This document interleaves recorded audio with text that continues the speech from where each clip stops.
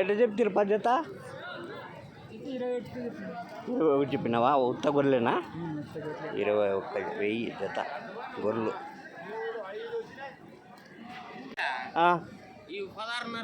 జత 16,500.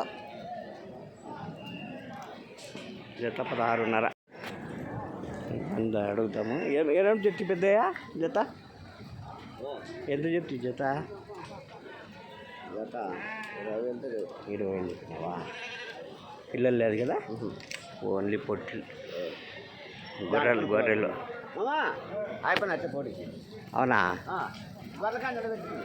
అవునా? చెప్పినాడు అయిపో. 20 రీజనబుల్గానే చెప్పినారు. కరెక్టే చెప్పినావు. 20,000 చూడండి జత. 25 పిల్లలు 25,000 జత. అయిపోయి మళ్ళీ ఏం చెప్తున్నా జత? అయిపోయినాయి. ఎంత? 14,500 అయిపోయింది. 14,500.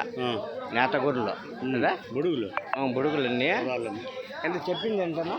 16,500 చెప్తే 14,500 తెగిపా. ఓకేనా? 26,500 జత. 26,500.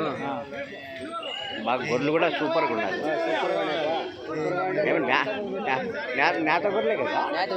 నేతవే. పిల్లలు కాళ్ళ కిందికి వస్తాయి అన్నీ తీసుకుంటా?